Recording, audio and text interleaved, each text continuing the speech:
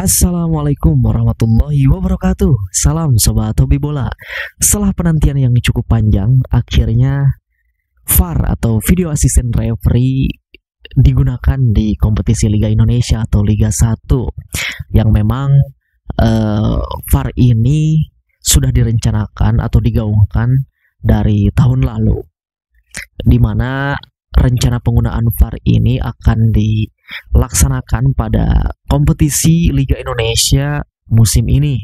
Tetapi pada kenyataannya VAR akhirnya digunakan di babak Championship Series atau di babak semifinal, karena mungkin memang ada beberapa kendala ataupun ada beberapa akomodasi yang harus diadakan dalam penerapan VAR ini. Begitupun juga terkait pemahaman wasit untuk bagaimana cara penggunaan VAR ini, karena memang di era saat ini ya, di dalam pertandingan sepak bola, di dalam satu pertandingan sepak bola itu ada beberapa wasit, ya cukup banyak wasit yang bertugas di dalam satu pertandingan. Ada sekitar 6 atau 7 kalau tidak salah ya, yaitu wasit utama, 2 hakim garis, 1 wasit cadangan, dan 2 wasit di ruang VAR.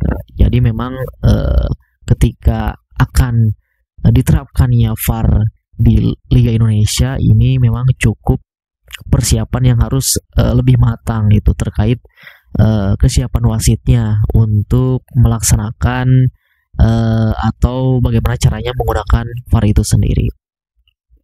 Dan akhirnya VAR ini digunakan di Liga 1, dan VAR telah melakukan debutnya di babak Championship Series semifinal di laga Bali United melawan Persib Bandung. Sebelumnya memang VAR ini telah diuji coba waktu itu ketika pertandingan kompetisi EPA kalau tidak salah ya, Elite Pro Academy. Waktu itu Persita Tangerang melawan tim mana ya, saya lupa lagi, yang dipimpin oleh wasit Torik Al-Katiri waktu itu. Dan di debutnya yang pertama di Liga 1 ini VAR memang tidak begitu banyak digunakan di laga Bali United melawan Persib Bandung. Kalau tidak salah ada sekitar 3 kali ya VAR digunakan, yaitu yang pertama tepatnya di babak kedua ketika Persib Bandung mendapatkan penalti. Waktu itu pemain dari Bali United melanggar pemain dari Persib Bandung, Davida Silva, di kotak penalti. Yang memang awalnya wasit utama tidak menghiraukan kejadian itu dan melanjutkan pertandingan, tetapi ada pemberitahuan, ada call dari wasit VAR sehingga wasit utama harus meninjau melalui VAR apakah memang itu layak penalti atau tidak, atau bisa disebut dengan possible penalti. Dan akhirnya setelah dicek VAR, wasit menghadiahi penalti untuk Persib Bandung. Lalu kejadian yang kedua yaitu kontak fisik antara kedua pemain ya, Bali United dan Persib Bandung. Kalau tidak salah Jefferson dengan Nick Wipper di pinggir lapangan ada kontak fisik, tetapi setelah dicek VAR itu tidak ada kontak fisik, sehingga wasit utama memutuskan untuk tidak diberikan kartu. Terus yang satu lagi kalau tidak salah kartu merah Bali United ya, yang Jajang Mulyana itu juga ditinjau oleh VAR. Jadi memang debutnya VAR di Liga 1 ini yang menurut saya memang cukup berjalan baik ya, karena ya ini harus terus dipantau bagaimana keberhasilan VAR ini di dalam pertandingan sepak bola, apakah itu berjalan dengan baik ataupun tidak. Ini harus terus dipantau. Memang beberapa netizen juga ada yang berkomentar negatif terkait keputusan wasit utama untuk meninjau VAR, tetapi juga kita harus patut bersyukur ya, karena sekarang di kompetisi liga kita sudah ada VAR. Setidaknya kita bersyukur aja dulu. Untuk kedepannya mungkin bisa lebih diperbaiki lagi terkait lebih ke pemahaman wasitnya bagaimana cara untuk memutuskan penggunaan atau peninjauan VAR itu sendiri. Dan memang liga kita ini, Liga Indonesia ini adalah liga yang kelima ya, di mana liga kita adalah liga yang kelima menerapkan VAR setelah Thailand, Vietnam, Malaysia dan Singapura. Empat negara itu mereka lebih dulu menggunakan VAR. Ya, kita bisa dibilang cukup tertinggal ya dibandingkan 4 negara itu, tetapi dengan federasi yang sekarang mudah-mudahan kompetisi liga kita lebih baik lagi ke depannya ya, terutama untuk penggunaan teknologi yang paling mutakhir ini di era sepak bola sekarang.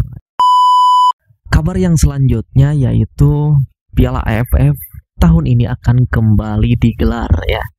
Piala AFF tahun ini yaitu edisi yang ke-15 kalinya, di mana di edisi sebelumnya Timnas Indonesia hanya mampu mencapai babak semifinal, dikalahkan Vietnam, dan di babak final Thailand keluar sebagai juara mengalahkan Vietnam. Dan di edisi kali ini Piala AFF ini telah resmi berubah namanya menjadi ASEAN Championship atau Piala ASEAN, di mana ASEAN Championship ini akan digelar pada tanggal 23 November sampai dengan 21 Desember mendatang. Nah, tentu ini akan menjadi keikutsertaan Timnas Indonesia untuk yang ke-15 kalinya secara berturut-turut tanpa pernah absen sekalipun. Tetapi kita ketahui bahwa kita Indonesia belum pernah sekalipun menjadi juara di Piala AFF ini atau yang sekarang adalah ASEAN Championship. Nah, drawing untuk penentuan grup ASEAN Championship ini akan digelar pada tanggal 21 Mei mendatang. Nah, untuk penentuan potnya ini sudah rilis ya. Ada terbagi ke dalam 5 pot.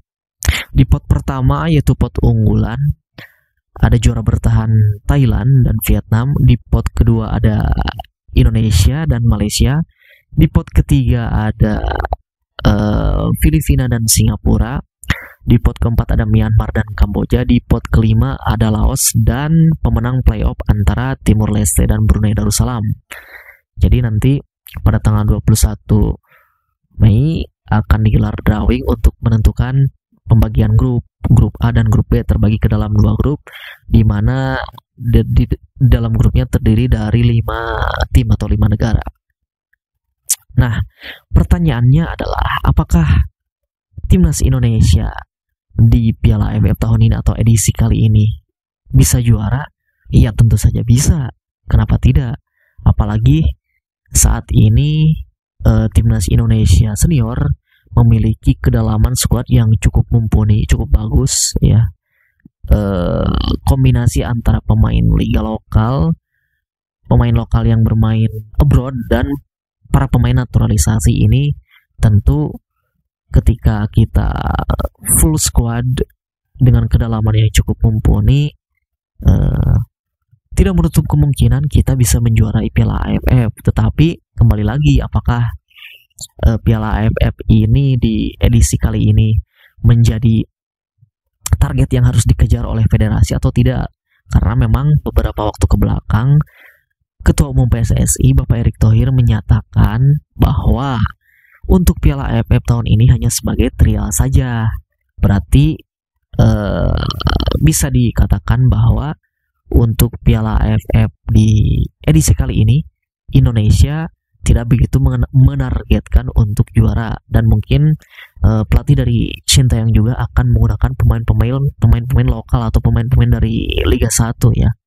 Karena memang bergulirnya Piala AFF ini pada bulan November dan Desember, karena itu akan berbenturan dengan liga-liga di Eropa. Jadi mungkin tidak bisa memanggil para pemain dari liga-liga Eropa.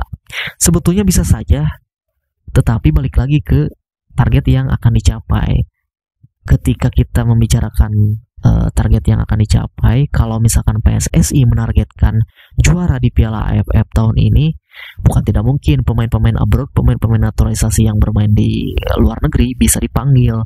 karena kita melihat Ketua Umum PSSI kita sekarang, Erick Thohir, itu mempunyai koneksi yang cukup mumpuni juga, cukup bagus di dunia sepak bola internasional. Jadi bukan tidak mungkin bisa memanggil pemain-pemain di Eropa, tetapi karena memang beliau mengatakan Piala AFF tahun ini hanya sebagai trial saja, bisa dipastikan skuad nanti untuk Piala AFF itu hanya akan diisi oleh para pemain lokal saja.